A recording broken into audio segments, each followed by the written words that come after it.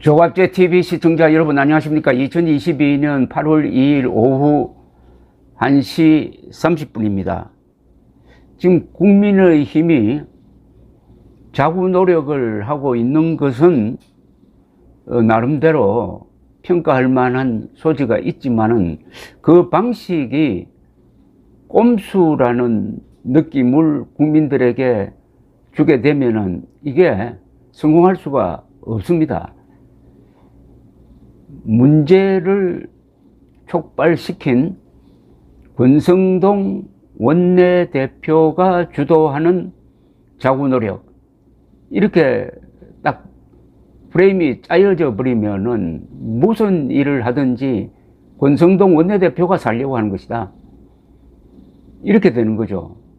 그러니까 권성동 원내대표가 살기 위해서 비상상황이라고 선언하고 비상대책위원회를 발족시킨다? 이런 인상이 벌써 출발부터 굳어지고 있습니다. 정정당당하게 하지 않으면은 계속 일이 꼬이게 된다는 것을 알 수가 있습니다. 오늘 최고위원회의를 소집해가지고 권성동 주도로 비상대책위원회로의 전환을 상임전국위 및 전국위를 소집해가지고 의결을 하도록 만드는 데까지는 성공을 했습니다. 그러니까 전날 의원총회에 이어 비대위 절차가 속전속결로 진행되는데 이준석 대표 측에서 벌써 절차에 맞지도 않고 명분도 부족한 처사라며 반발하고 나섰는데, 이 반발의 이유가 수긍 가는 점이 있다는 데 문제가 있습니다.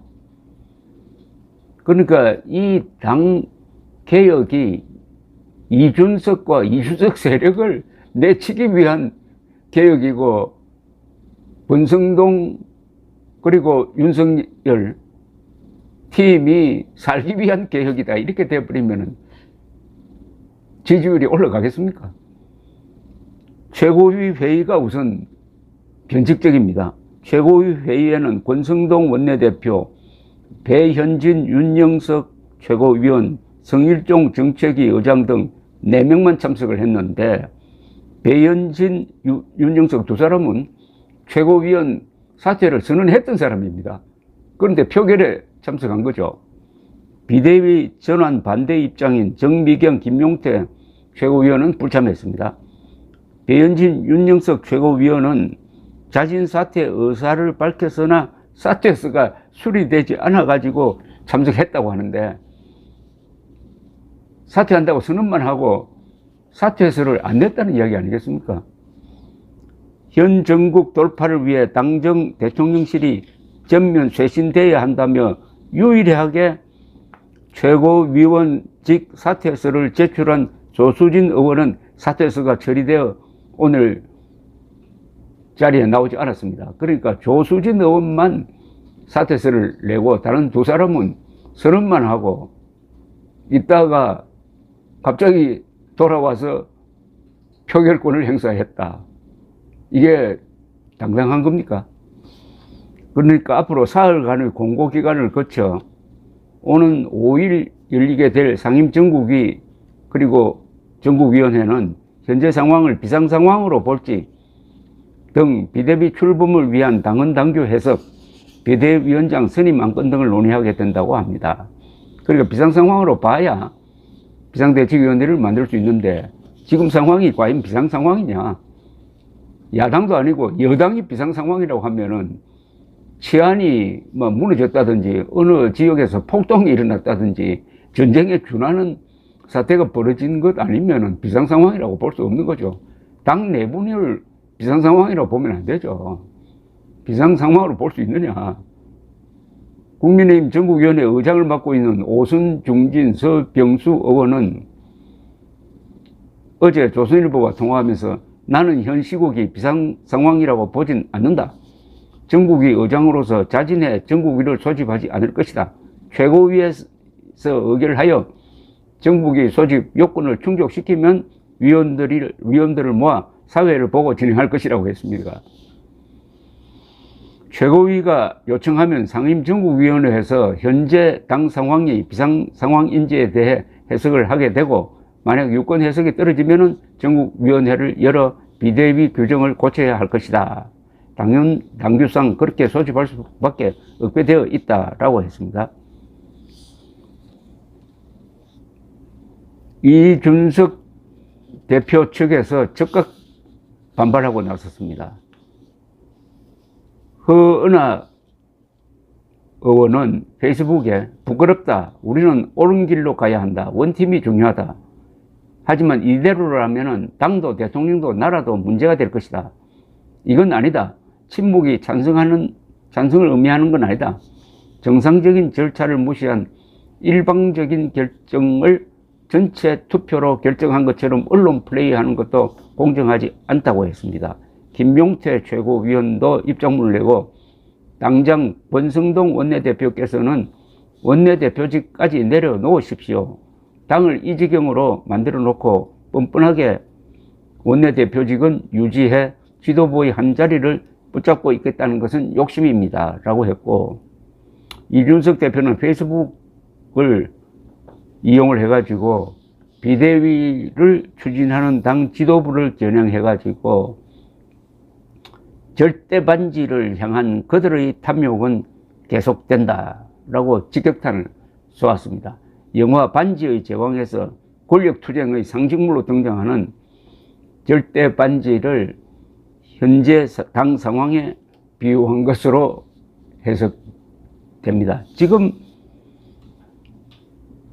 국민의힘 지도부에서 돌아가는 상황을 보시면은 잘 알겠지만은, 지난 7월 7일 당징계위원회가 이준석 당대표에 대해서 당권 정지 6개월 결정을 내린 데서부터 일이 꼬이기 시작한 거죠.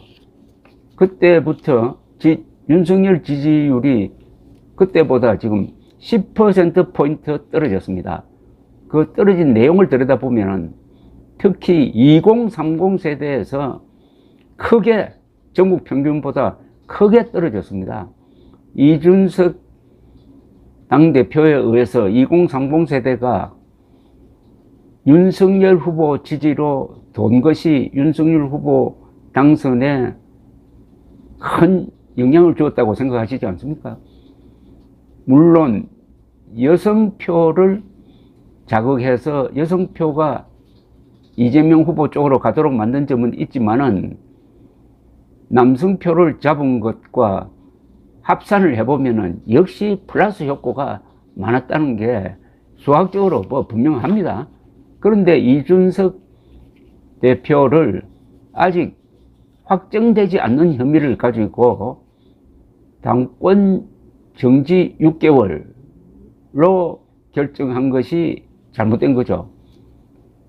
대표에 대해서 당권 정지할 바에야 차라리 당권 대표직 박탈을 하든지 해가지고 더 깔끔하게 정리를 하든지, 아니면은 혐의가 드러날 때까지 연기를 하든지, 이렇게 확실한 결정을 해야 되는데 어중간하게 6개월 당권 정지라고 해놓으니까 이게 이때부터 당 지도부가 반신불수로 넘어간 것 아닙니까?